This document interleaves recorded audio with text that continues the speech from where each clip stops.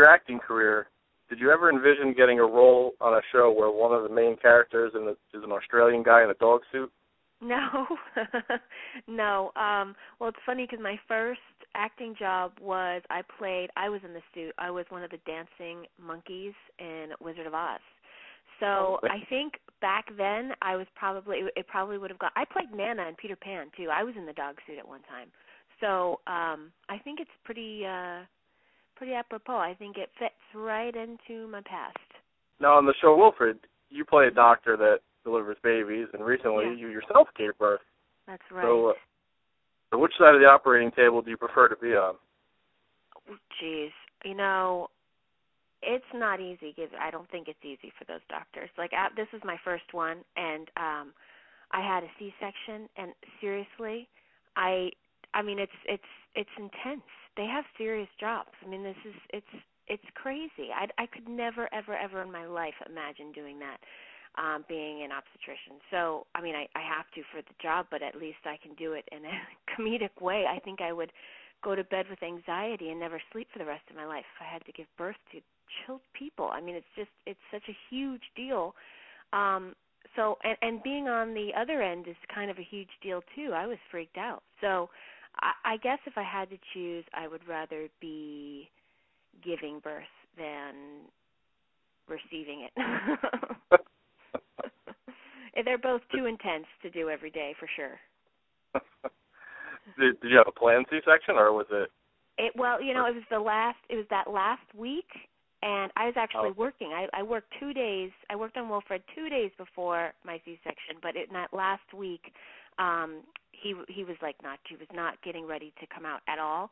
So my doctor was like, he's huge. He was like 8'9" or something at the time, and he was already, it was the day before my due date. So she was like, my body wasn't preparing to go into labor. So she's like, we're gonna have to take him because he's just getting too big. So it was one of those deals, and I was like, okay, just take him. I was ready. I was fine with it. So do you think being a mother will have any effect on choosing future acting jobs? Yeah, I'm already thinking about it. It's weird.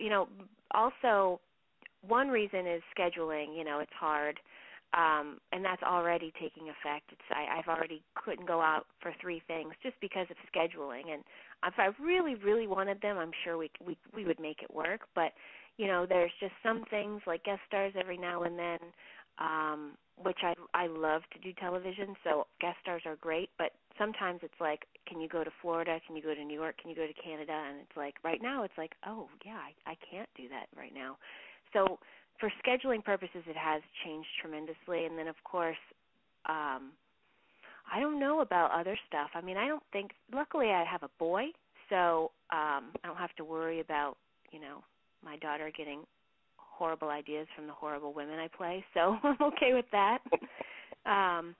So, yeah, I don't know. I don't know if it'll actually have anything to do with me choosing a type of person to play. I think it's just about sticking together as a family and working. That's more of the change. Now, I love what you did with your character, Kristen, on Wilfred. So please tell me we're going to see more of Ryan's older sister in the weeks to come. Oh, yes, definitely. I'll be back tomorrow night. It's a really fun episode for me for episode 4 tomorrow night. And then episode 5 is my favorite episode. I'm not in it, but it is the best episode, in my opinion. It's just the script that I just laughed from page 1 to page whatever it is, 33 or whatever. Or 53. They have so much dialogue in that thing, but it's so funny. I think Rashida Jones is in that one, whom I love, and a bunch of cool people. And then I'm back more and more towards the end. The part gets a little more complex towards the end. So. Yes, tomorrow night I'm back in full effect along with Ed Helms, which is going to be so cool to see. I had no scenes with him. I was so bummed, but he's got a really funny part. And my part basically in the episode tomorrow is just I hurt my leg, and I blame it on Ryan, of course. And so then he has to just pretty much tote me away. He has to drive me around, drive me to work, and run errands and all that stuff. So I just boss him around pretty much all half hour tomorrow night. Oh, great. Yeah. So I see that you and the cast of Wilfred are doing a panel at the 2011 Comic-Con. Yes. Have you ever been, and what No, can the people expect if they attend? Have you ever been?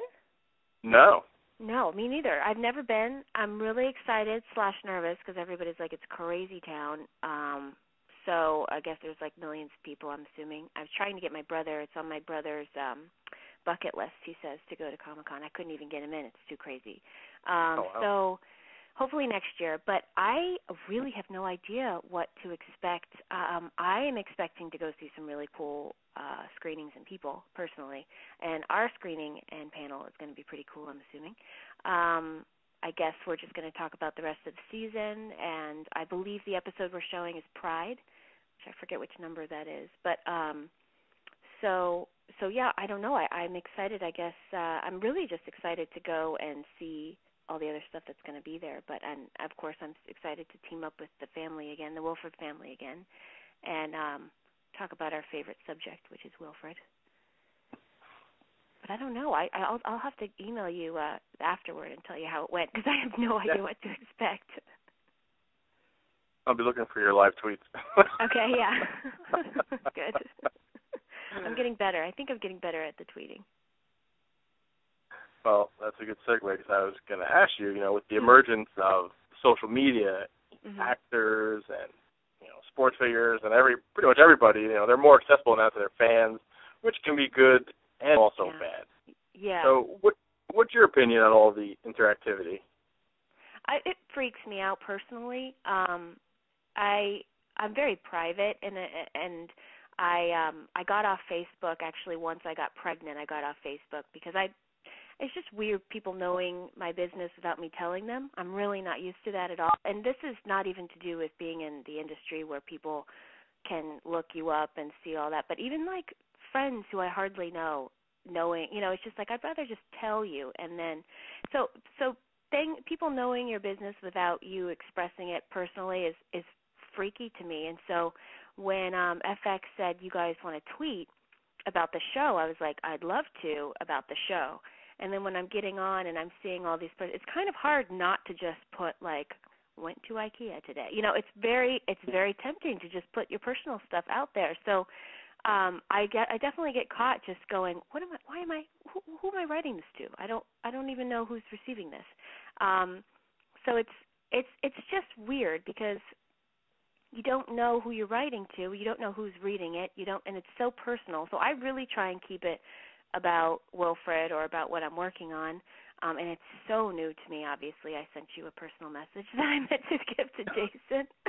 But it's just something that I don't really get, and I'm just trying to figure out. It's like an entity that I'm scared of right now, so I'm figuring it all out. I'm enjoying it. I really love doing the live tweets with Fiona. Mostly me and Fiona go back to back. I've seen Jason on it, and then Elijah and I do personal tweets. We don't do too public. But I'm enjoying it, but it's also slightly freaky at the same time. So was there a particular movie or actor that inspired you to become an actress? Oh gosh, yeah. Well, if we go all the way back, I mean, like, this is really embarrassing, but the reason I became an actor was because I wanted to meet two people, Edward Furlong and Leonardo DiCaprio. And I wondered downtown in South Florida how I would meet these two human beings, and it was like, oh, well, I just have to obviously work with them. I think I was 11. So that brought me into my first acting class, was the prospect of dating Leonardo or Edward. And then obviously I knew that I had a long way to go after my first acting class, that would never really truly happen. So I actually ended up loving my acting class, and then I started getting inspired. I'm still inspired by Leonardo DiCaprio. I haven't seen Edward Furlong in quite some time, on screen, I mean. But when I'm talking about also just being inspired, I remember seeing Romeo and Juliet, the one with Leo, I just call him Leo like he's my friend, and Claire Danes. And she still inspires me with all of her work.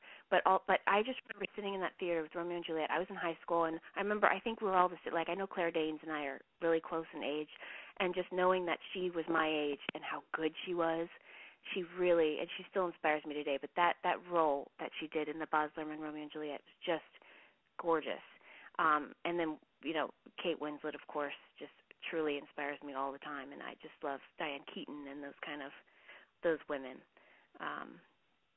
But yeah, it went back to Leo and Edward back then. Have you ever had the opportunity to work with them or meet them?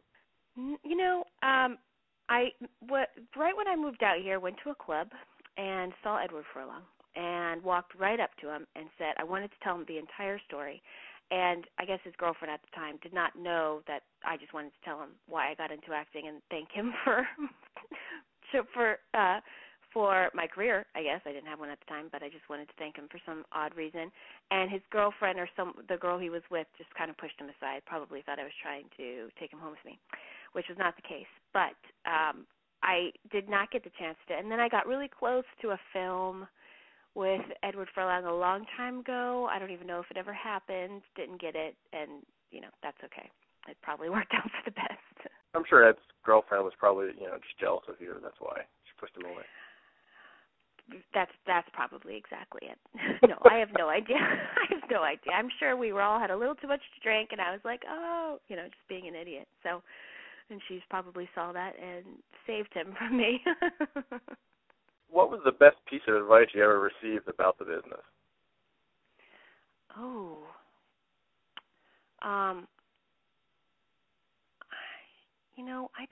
I got so much good advice, but I really feel, I don't remember, I took this class in New York at SFT with Richard Southern. It was part of my BFA from Hofstra, and I learned so much from him. I had a BFA in theater, but we did this semester in the city, and it was film and television, and that's where I knew I belonged. I love the theater, but I don't have this full voice. I've always felt very film and TV, just very small and private, that sort of thing. And when I took a class with Richard, I really felt like I was coming into my own and really doing something that I could actually do forever. And he pulled me aside, and he said, "There's 3 things that you need, and you've got all 3. And if you just keep your head on, if you just keep it on the ground, you'll really find a place. And just don't give up." And that's something that I've been out here.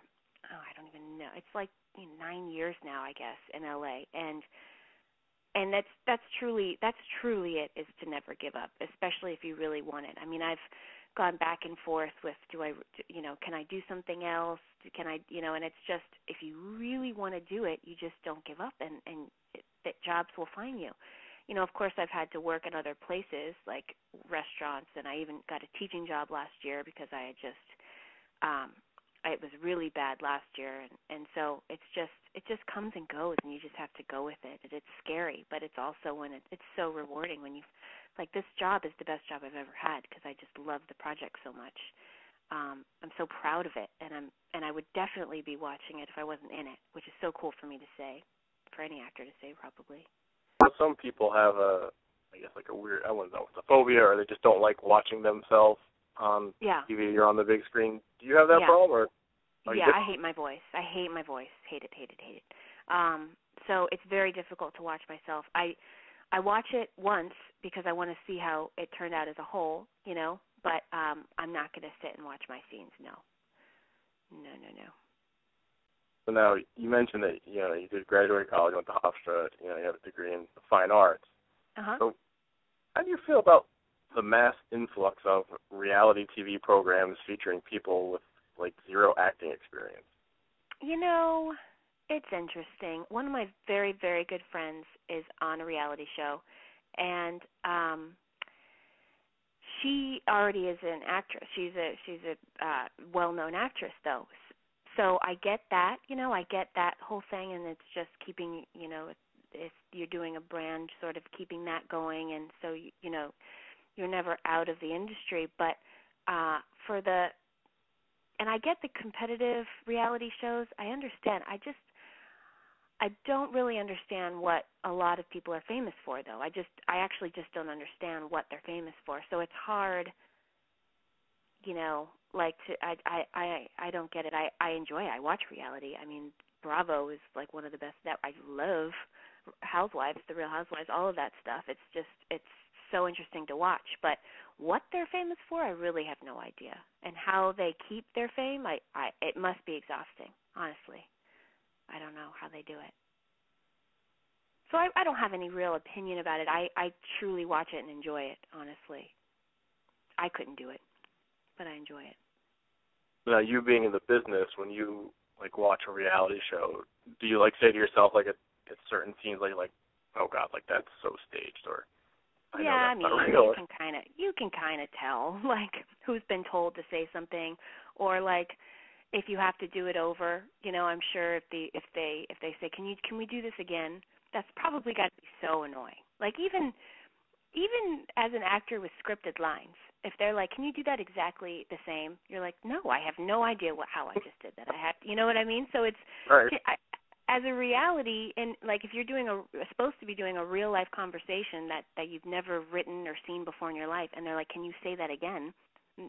No, but you can kind of tell when they've asked the people to do that, right? And you can't call them actors, so what do you call them? The people? I don't even know what you call them. Reality stars? Right. It's weird. Personally, I've seen nothing but positive responses to the show, so is there any word that FX is picking up Wilfred for a second season?